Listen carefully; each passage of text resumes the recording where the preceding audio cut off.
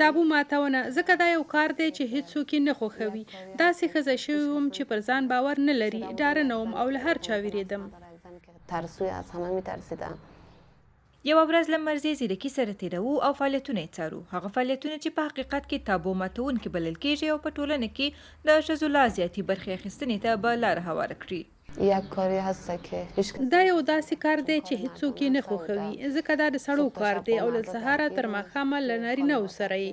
داسې یو مسلک دی چې په کورنۍ کې څوک نه قبلوي. ما لپاره ارزښت لري. برای من که ارزش داره. دغه افغاني ښځې اروپا ته د مهاجرت په لومړیو کلونو کې د انزوا، اندېښنې او بېروزګارۍ په څېر ستونزې تجربه کړي او بالاخره یې په کلک هوډ سره دغه مسلک پیل کړ. خیلی واقعا سختی ډېرې سختۍ مې وګاللې. داسې یوه ښځه شوې وم چې په نفس اعتماد نه لري، یوه ښځه چې ډارنه ده او له ټولو ویریږي. تر څو کلونو پورې زه همداسې وم. هغه ښځه وم چې واقعا نه پوهېدم چې چېرته ولاړه شم، کار وکړم او که وی نه کړم، او یا دا چې د کوټې په کونج کې کښېنم، ماشومان مې وروزم بې له یوه هدفه او راتلونکي څخه. بدون هدف، بدون آینده. مرزیه زیرکي د خلکو حیرانونکو غبرګونونو ته اشاره کوي چې په ځانګړې توګه خلک په دې برخه کې د افغان ښځو فعالیت د باور وړ نه بولي. بیشتر جاها که ما رو اول میپرسه از کجا هستیم، بعد وقتی میگم اکثرو ځایونو ته چې ځم لومړی پوښتنه دا وي چې د کوم ځای. کله چې ووایم د افغانستان یم، تعجب کوي. وایي چې آیا کیدای شي یو افغان نجلۍ د ساختماني کارونه وکړي؟ اول خو باور نه کوي. بیا ورته وایم چې موږ کولی شو دغه کارونه وکړو، خو موږ ته فرصت نه دی راکړل شوی. که فرصت راکړل شوی وی دا موږ ته عادي کارونه وو. این چیزا یک چیز عادی بود بین ما. په ساختماني برخه کې کار کول هغه مسلک دی چې نارینه‌و ته یې نسبت ورکول کیږي. نه یوازې په افغانستان بلکې په اکثرو هیوادونو کې نارینه په ساختماني برخه کې کار کوي. په افغاني ټولنه کې حتی اکثره کورنۍ په دې برخه کې د ښځو کار کولو ته په منفي نظر ګوري. خو د نارینه‌و ملاتړ کولی شي د ښځو پرمختګ ته لا زیاته لاره هواره کړي. پیام به آقایان دیگه است که واقعیت زما پیغام نورو سړو ته دا دی چې خپل میرمنې او خویندې پرېږدئ، هغه مسلک چې خوښیږي انتخاب کړي، نه دا چې د بیلګې په توګه دوی یې مني. واقعا کله چې سړی انتخاب په خپله میرمنو او خویندو ته پرېږدي، هغې واتلانې دي او کولی شي ډېر کارونه له موږ څخه بهتره ترسره کړي.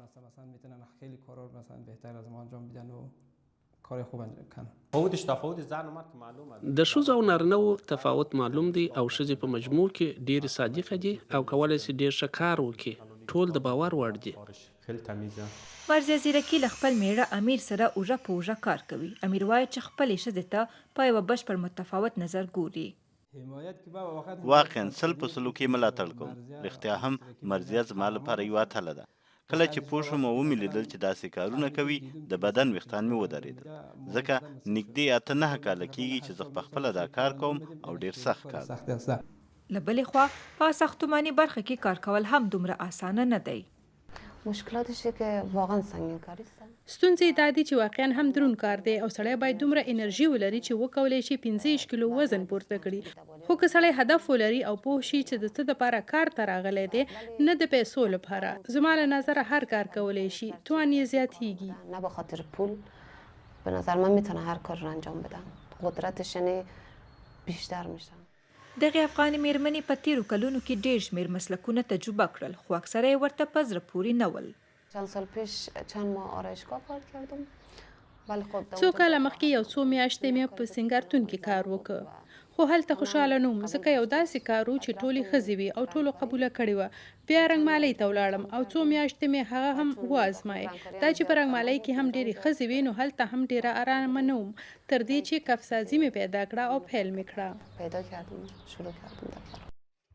علي احمدي د هغه شرکت مشر دی چې مرزیه پکښې کار کوي. نوموړی وروسته له څو کلونو زیار څخه بالاخره وتوانېد چې دغه شرکت پرانیزي. د علي یو له موخو څخه د ښځو ملاتړ دی.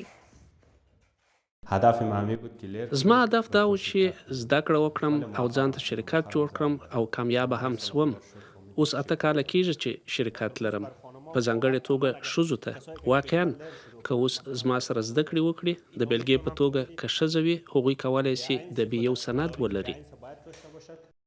مرزیه په داسې یوه وخت کې د نارینه‌و مسلک ته مخه کوي چې په خپل ټاټوبي افغانستان کې یې ښځې حتی له خپلو ابتدایي حقونو لکه زده کړې او آزاد تګ راتګ کولو څخه هم محرومې دي. دا هیله منده ده چې یوه ورځ به په افغانستان کې هم ښځې وکولی شي زده کړې وکړي او د خپلې خوښې په مسلک کې کار وکړي.